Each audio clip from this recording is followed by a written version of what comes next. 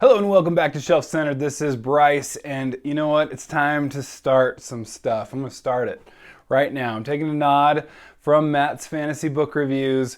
We're going to do, and you've already seen it, the top 10 in my opinion, which is the most rightest of all opinions, of course. We're going to do the top 10 overrated fantasy books. We're going to have a kind of an expansive definition of fantasy into urban, all kinds of things. And just to be very clear here, I get this is a very presumptuous thing to talk about, but it is something that the forums and in lots of places that I have visited over the years, Reddit, it's a pretty common topic, and I think it's fun to talk about regardless of how presumptuous this really is. But these are my opinion. Obviously, my mostly disappointment probably to some degree in these. There's some controversial ones, we'll see, and we'll get right into it, even jumping right into it. All right, number 10. This is low on the list because I don't really mean it as much as I mean it with some of these others. I'm going to go with Brandon Sanderson as one of the top 10 most overrated fantasy authors. I love Brandon Sanderson. I picked up, this was the worst book to pick up for overrated because I love it. I think it's the right amount of ratedness for The Way of Kings and the Stormlight Archive. But hear me out. I just, in talking with people over the years, especially in-person people, right? Not just online, it seems to be just the only author people know in the fantasy genre to some degree, and to some to a certain age, it's just like, that's it. And they will have read Brandon Sanderson and that's it. And it's like, there's so much out there. Not to mention, I've had a couple of, not necessarily, well, disappointments. Let's just put it clearly like that. The Arithmetist. I know that one's been popular, and it's probably more of a YA slant, so maybe I wasn't the target audience when I read it, but it was one that I was just kind of meh about. Whereas I just feel like in this overrated in the sense that people give this out as just the go-to recommendation almost as much as Malazan. It's just a channel joke here. And they'll just give that one out as like the go-to, but it's like, come on, there's so much out there. There's so many other things out there. I love Brandon Sanderson too, so I don't get me wrong, but just in the overrated sense that I'm conveying here very clearly, I know.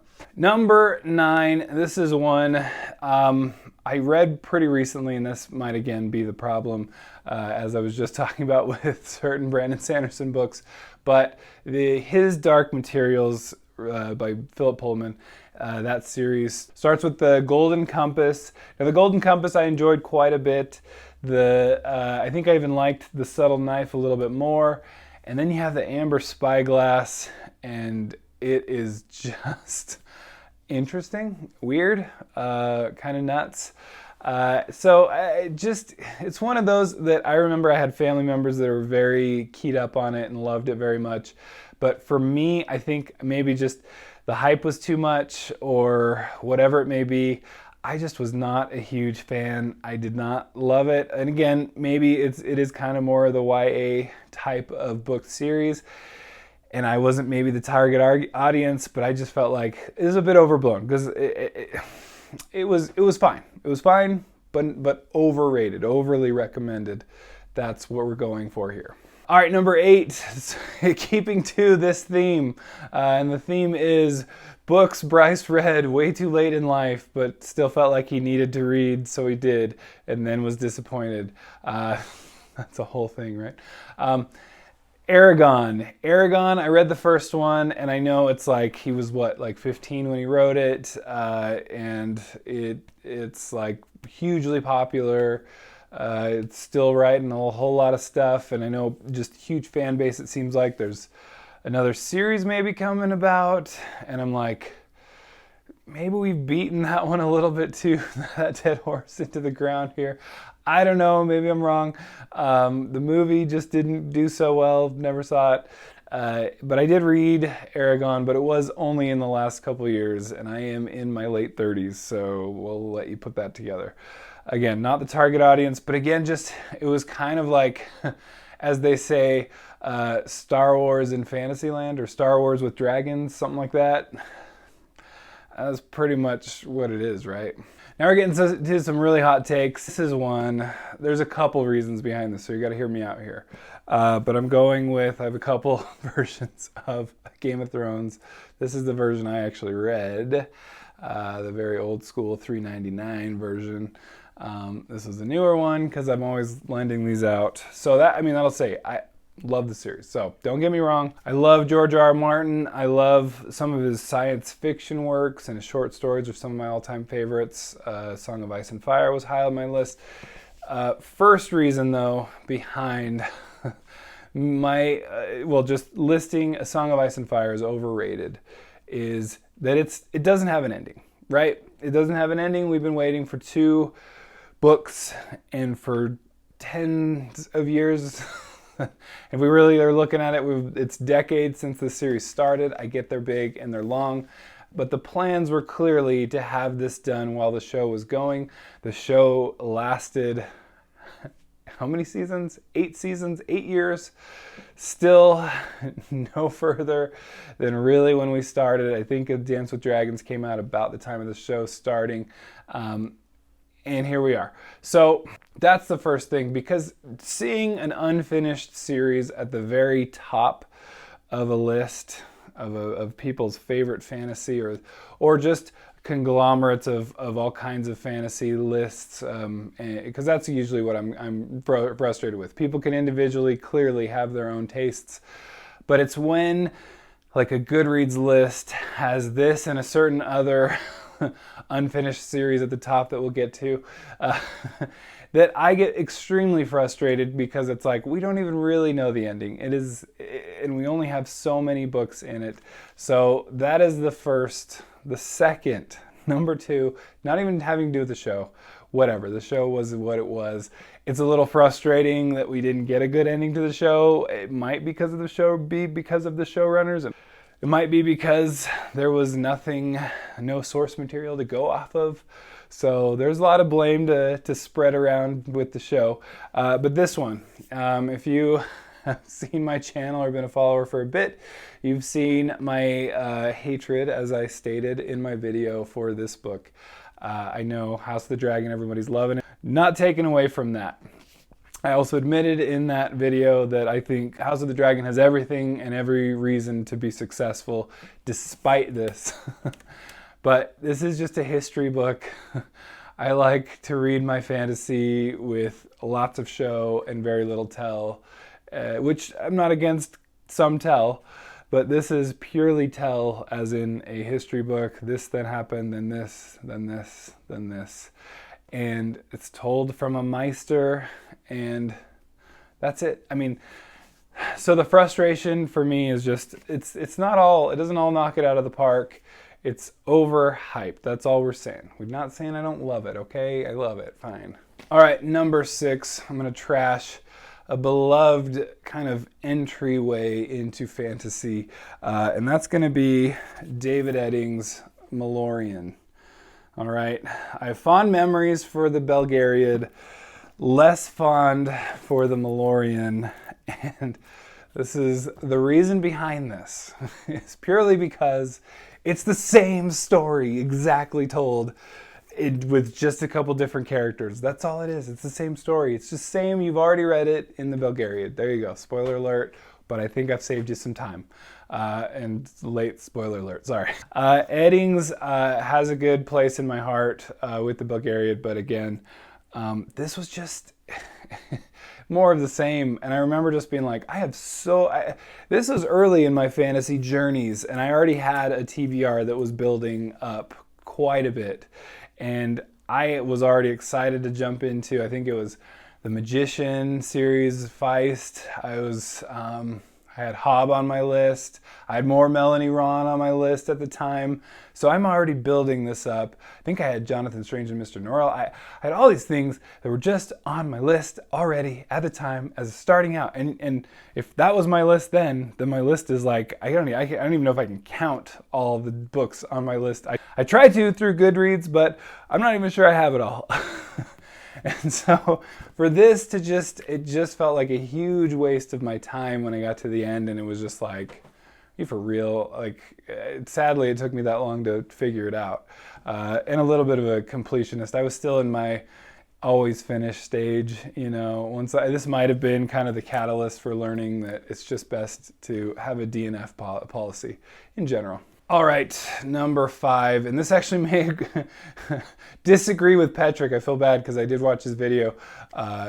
He was calling this kind of more of an underhyped, and I was just thinking the opposite. So we'll see. He's probably right. Let's be honest.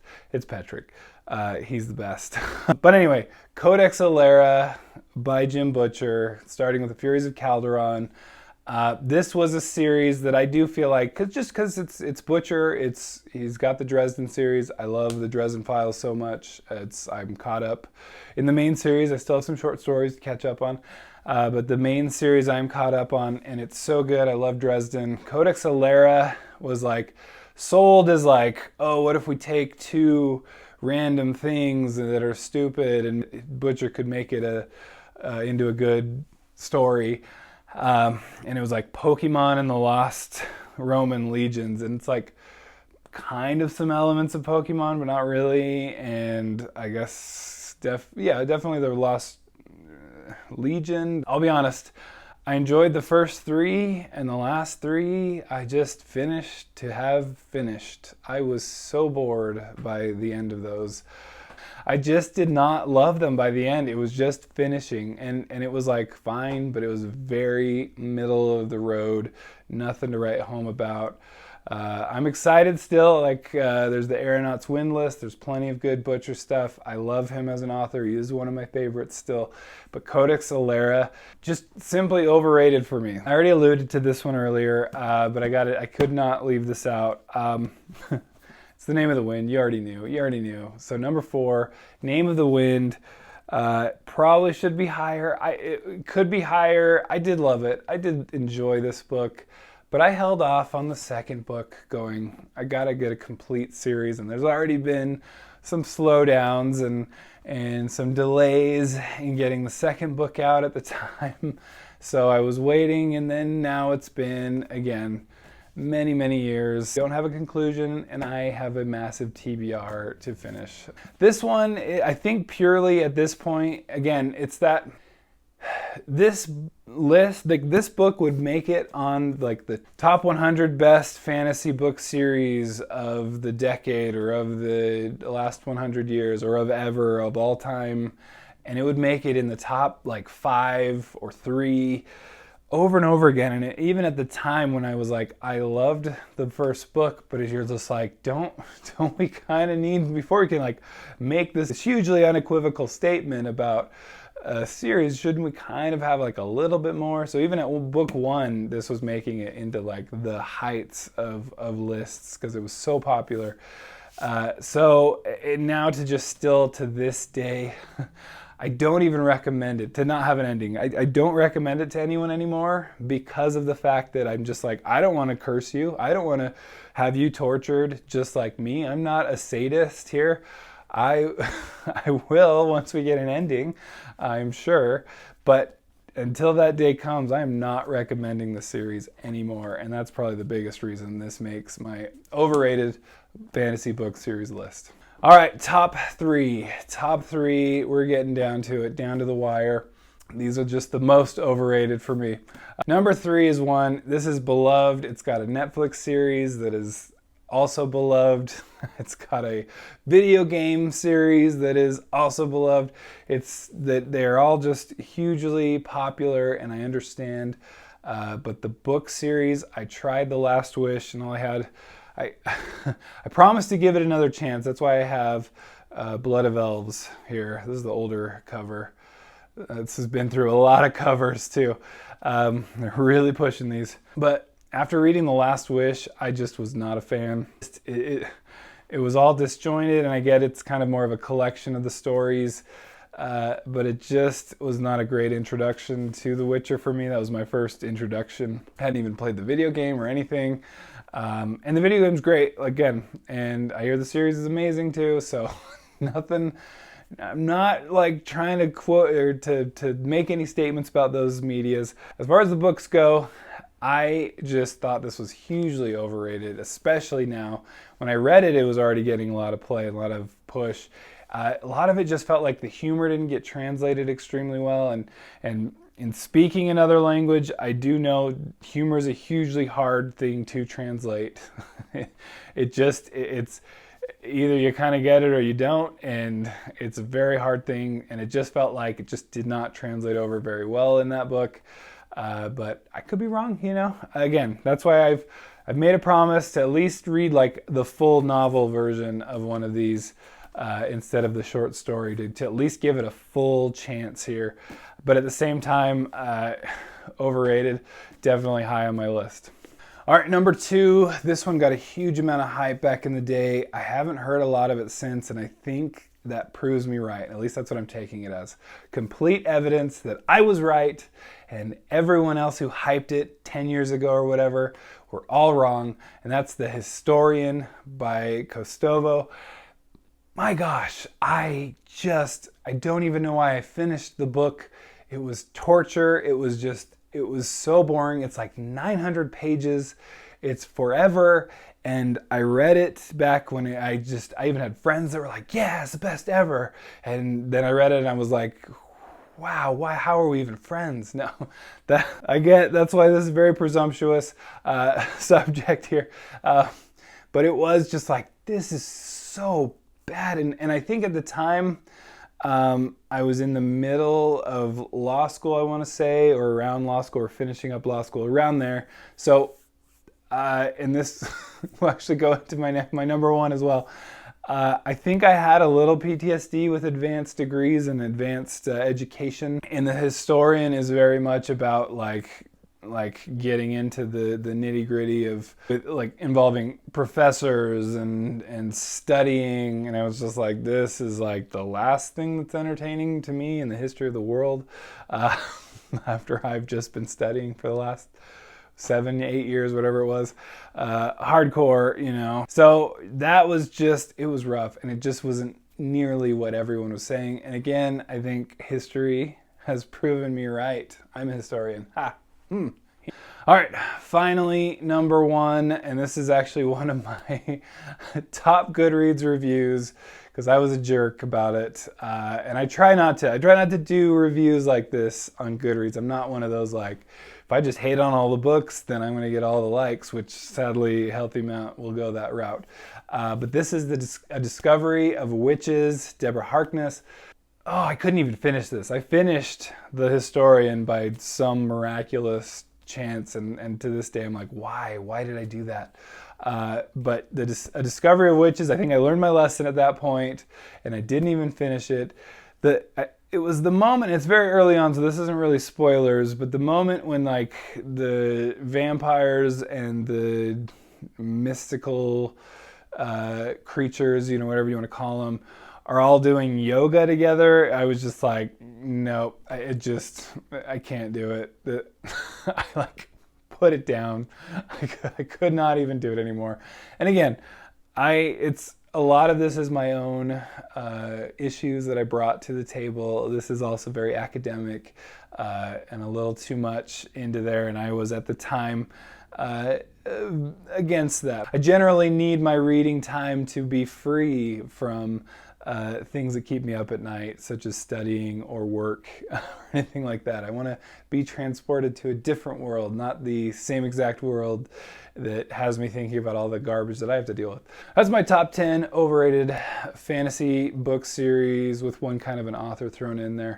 And I hope you enjoyed. This was not meant in any mean-spirited way, I was having fun with the concept, and I do think it is very, like I've said, presumptuous to state, oh, and then everyone else who has opinions on this is so wrong. It's a fun topic that is always brought up because, I mean, a lot of these kind of series inform lists, right? Which is where people, at least me, I know personally, have gotten a lot of my recommendations just from like fantasy lists. And so you get frustrated that people are getting the same overrated recommendations and could potentially find their diamond in the rough, or some gem or whatever, or some hidden gem that they never thought of when they've just been recommended like the same 5 people. So that's where I'm coming from. I hope you understand that, because I do. I mean, nothing against these, and I don't think I rated any but the top 2 lower than like a 3 out of 5 stars on Goodreads, which is my liked it level. So there's really no reason to give it so much hate. It's just overrated, right? Overrated just means like you might still have loved it even. It's just that, is it getting a little too much push for what it is? Possibly. So anyway, if you like this kind of thing, please like and subscribe. Please stick around. Please check out my other videos where I love talking about science fiction, fantasy, authors, news, all kinds of fun stuff. I love ranking things, whether it's tier lists or just lists like this one. And so anyway, please come by again, and we'll catch you later. Bye.